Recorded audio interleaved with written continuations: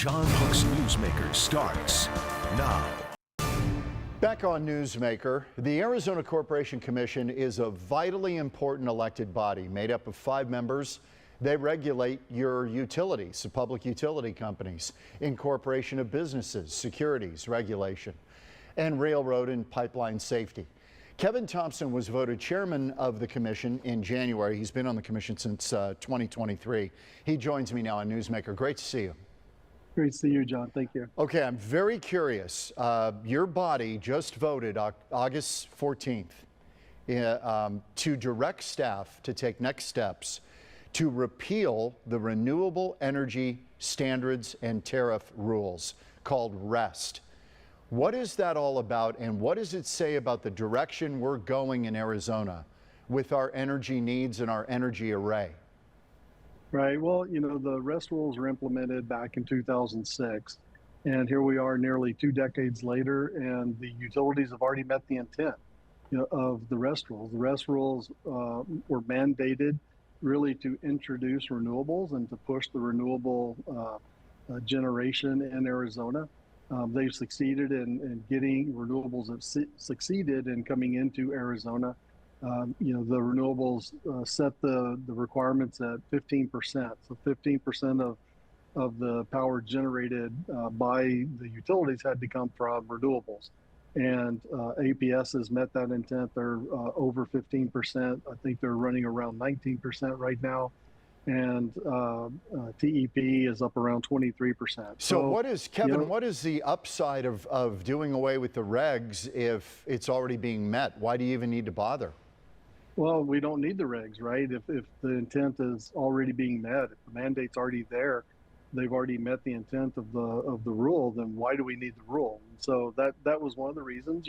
There's attached to that rule is also reporting criteria. So every year they have to, send in, type up a report, send that into the commission, and to talk about how they've met the intent of the REST rules. Okay, you've said in the past, you said that you favor an all of the above strategy when it comes to energy sources. That's renewables, this is nuclear, natural gas. I'll get to coal in a minute. But when you say that, you're basically saying you want the market now to dictate where we're going to go, that the days of government picking winners and losers in this is over. Yeah, it shouldn't be government picking winners and losers. We should allow the market to dictate. If renewables truly are the most reliable, most dependable, cheapest, most affordable, then they should stand on their own 2 feet. If it turns out that natural gas is, then that should stand on its own 2 feet. And so what we're really trying to do is just level the playing field, ensure that our utilities are bringing the most reliable, affordable type of generation and putting it online, because ultimately it impacts the consumers of Arizona. Kevin, how much of this is a recognition that AI is coming? We've got a really robust manufacturing base, high tech. There are going to be dramatic energy needs. What I'm hearing, we've got to double our energy in 10 years. I don't think, in all fairness, I don't think renewables gets us there.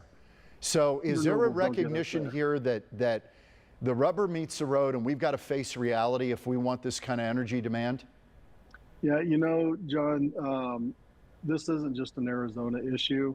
It's nationwide. When you travel across the country, you go to different meetings, every single state in America is dealing with energy issues. There's not enough generation. And with retiring coal plants, we just have to have more generation. And I wouldn't necessarily blame it just on AI. I think there's a multitude of things. Arizona is still a place that people want to retire. So we still have a lot of people moving to Arizona. We have chip manufacturers coming here, advanced manufacturing.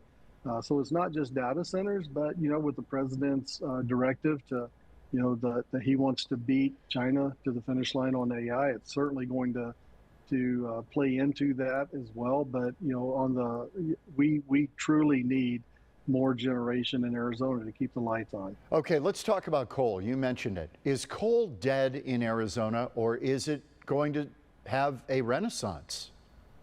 It's pretty dead. We've only got really 3 coal plants remaining. The Obama administration's all-out war on carbon-based fuels is really what increased the cost and made it almost impossible to use coal.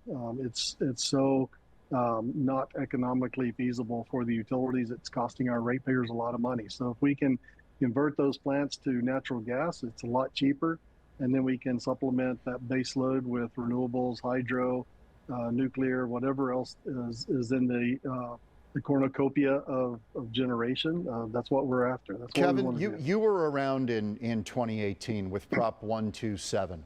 Do you remember it? Mm-hmm. The public spoke pretty clearly on this issue. That proposition called for renewables to be at 50% of our energy by now, by 2025. Rates, some said, would have climbed at least $1,000 per person. And the public voted it down, 69% voted it down, and 32% supported it. The public was speaking on this loud and clear 7 years ago. Absolutely. Absolutely. You know, and just Monday during the dust storm that we had our natural gas workshop yesterday, and I asked the utilities, I said, you know, how did the grid react during your peak demand time, which is 3 p.m. to 7 p.m. I said, you know, when the storm blew into the valley, or when it blew into northern Pinal County area, Eloy and Casa Grande, Maricopa area, where our utilities are buying a lot of power from the renewables companies. You know, I asked them, I said, how did your grid weather in that storm?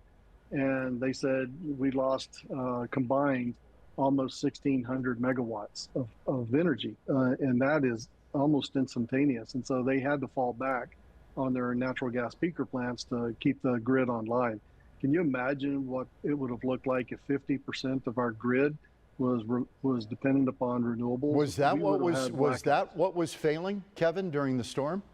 Yes. Renewables were failing. The renewables were failing, and they weren't. You're talking about solar largely, energy. right?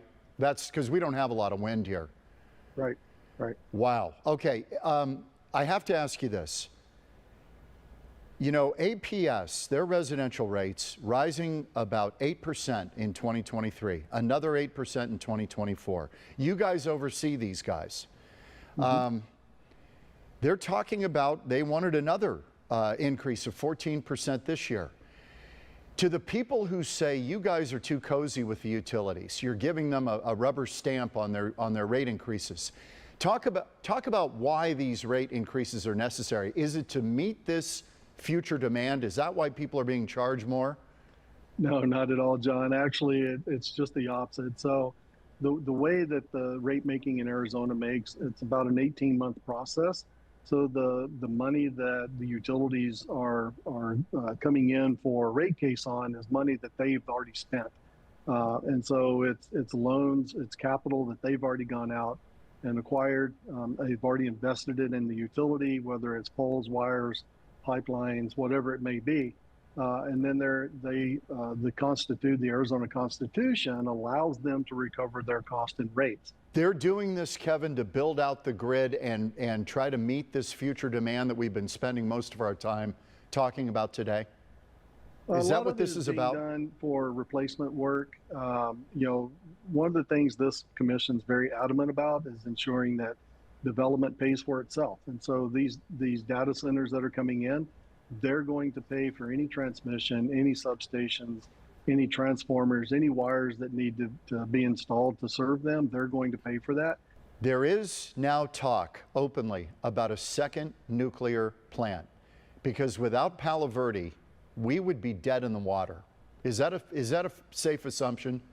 Yeah, you know, Palo Verde is a workhorse for Arizona, and you know, we are really looking at nuclear, whether it's SMRs or whether it's the full-blown like another Palo Verde, and you know, and that's one of the good things about you know, some of the assets that the utilities own. For example, you know, Cholla, when Cholla closed, APS said, look, we are going to keep the property, we're going to keep the lines. We want to make sure that we have access to that in case we want to bring nuclear or something in, an SMR.